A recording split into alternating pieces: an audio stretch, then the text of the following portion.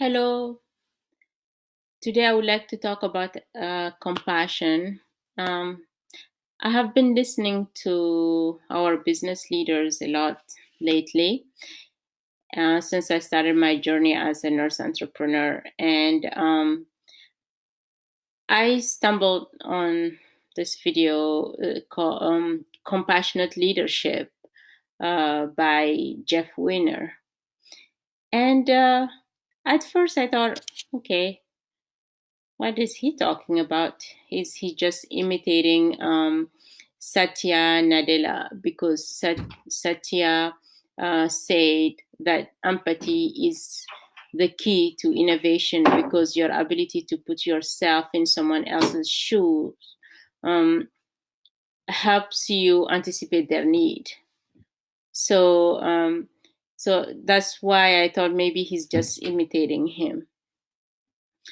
Then one day I was sitting there with three great nurse entrepreneurs, and I was explaining my plans to them, and they were giving me feedback.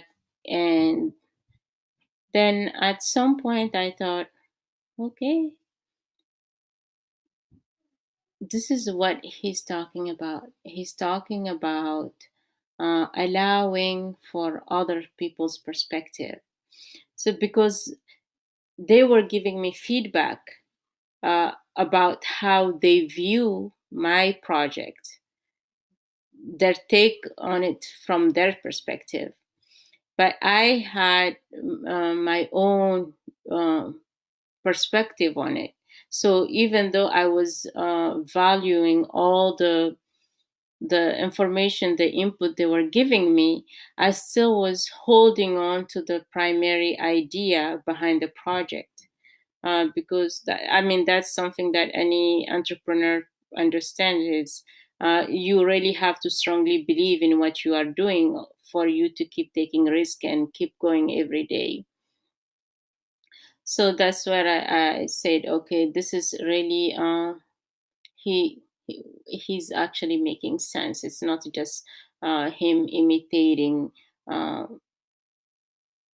Nadella. It was it, compassionate leadership is a way to approach situations. It's a way to interact with people. It's a way to solve problems.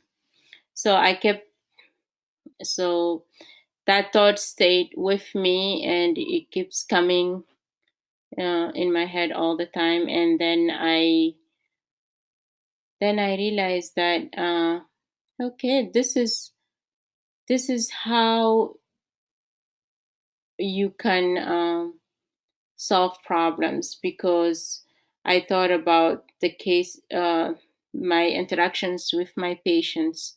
So usually, you have a patient that presents you with how they feel about the situation. For example, you have a patient who tells you, "Oh, I don't want to take this medication because it's too bitter," and you might think, "Oh, this is." This shouldn't be a problem for you. Uh, the bitterness of the pill is a small issue compared of yours to the to the to the patient's medical situation, but you still address it because they brought it up. So it's and you see that it really affects the way they take their medication, and you listen to them, you value what they are saying to you, and you try to find a solution to it. So even though you have your perspective on this, you still create space for their perspective, and you address it and solve that problem. So why that's why I say that compassion is not uh, just like pitying pitying someone, having pity, but it's actually a way to increase your own perspective and increase your ability to solve problem and make you a better leader. Mm. And so that made me think even more than and say this is something that's this is a behavior. So it became less and less abstract in for me. Before it was a very abstract concept. I couldn't really make the difference between empathy, where you really feel what the person is going through, and compassion. So that's then I understood that compassion is your ability to make space for someone else's perspective, even though it's different from yours, while you keep uh, yours, so you can have both, which increases your view of a situation. It expands your view, so you get something out of it, rather than you being the one uh, giving.